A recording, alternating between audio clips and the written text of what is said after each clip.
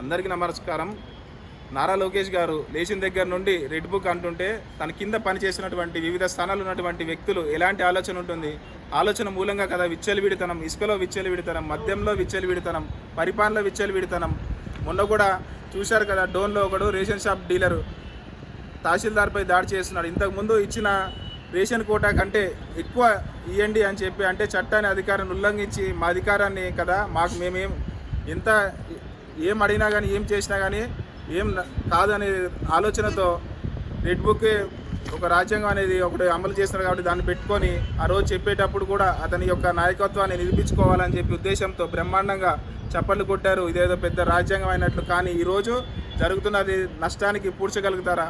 ఇదంతా రాజకీయంగా ఒక పక్క అయితే, లోకేష్కు వ్యక్తిగతంగా రాజకీయంగా భవిష్యత్తులో ఈ రెడ్ బుక్ అనేది ఒక రెడ్ సిగ్నల్ లాంటిది. ఇది ఇప్పుడు అర్థమవుతా ఉంది అందరికీ. రెడ్ బుక్ ప్రారంభంలోనే ఏదో ప్రత్యర్థులు భయపడిపోతారు, మనల్ని ప్రశ్నించరు ఎవరు అని సంబరపడిపోయారు. కానీ ఈ వినాశనానికి ఈ రాష్ట్రంలో ఇంత ఘోరమైనటువంటి పరిస్థితులు అదే కారణమని ఏ మూలన పట్టినా ఎవరు కూడా సంక్షేమ పథకాల అభివృద్ధి కానీ అమలు చేయలేదంటే దానికి కారణం రెడ్ బుక్ అంటున్నారు. ఎందుకురా ఈ రాష్ట్రంలో శాంతి భద్రతలు లేవంటే దానికి రెడ్ బుక్ అంటున్నారు. ఎందుకురా ఈ రాష్ట్రంలో సుపరిపాలన లేదంటే దానికి రెడ్ బుక్ అంటున్నారు. అంటే రాష్ట్రంలో జరిగే ప్రతి దానికి రెడ్ బుక్ అనేది రాష్ట్ర స్థాయి నుంచి క్షేత్ర స్థాయి నుంచి పల్లెలు కూడా విపరీతంగా ప్రచారంలో ఉంది. ఈ విపరీతమైన ప్రచారమే విష ప్రచారంగా మారి లోకేష్ రాజ్యాంగాన్ని పాతాళానికి పెట్టేసినటువంటి పరిస్థితులు ఏర్పడినాయి. ఈ సంవత్సరం రోజులే తమాషా చేస్తున్నారు. ఒక పొలిటికల్ సిస్టమ్ని ఇప్పుడు రాజ్యాంగంలో ఇప్పుడు అందరూ కూడా రాజ్యాంగం అనుసరించాల్సిందే. బాబాసాహెబ్ అంబేద్కర్ రాసిచ్చినటువంటి రాజ్యాంగాన్ని ప్రకారమే కాకుండా ఎర్ర బుక్ అని చెప్పి ఆనందపడటానికి మీ పక్కన ఉన్న కార్యకర్తలు కేరింతలు పెట్టడం, చప్పట్లు కొట్టడానికే తెచ్చుకున్నటువంటి ఒక పనికి మాలినటువంటి బుక్ను ఈ సంవత్సరం రోజులుగా జరిగిన పరిణామాలు అర్థమవుతూ ఉన్నాయి.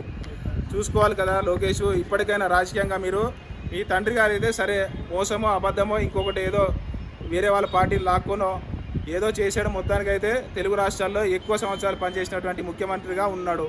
ఆ పరిస్థితులు వేరు, ఆ కాలం వేరు. అప్పుడంతా మీడియా ఫోకస్ లేదు. కానీ ఈరోజు ఎక్కడ సంఘటన జరిగినా కానీ కూడా క్షణాల్లో ప్రతి వ్యక్తికి చేసేటటువంటి ప్రచార సాధనాలు ఉన్నాయి. అలాంటి సాంకేతిక యుగంలో మీరు ఎవరితోనో భయపెట్టాలి, ఇప్పుడు మభ్యపెట్టాలి, ఒక పనికిమాలిన ఆలోచన చేసే ఈ రాజకీయాలు అంతా బ్రేకులు పడుతూ ఉంటాయి. అర్థమవుతుందా లోకేష్ గారు? మళ్ళీ భవిష్యత్తులో మీ పార్టీకి నువ్వు కాబోయే నాయకుడివి అనుకుంటున్నావు.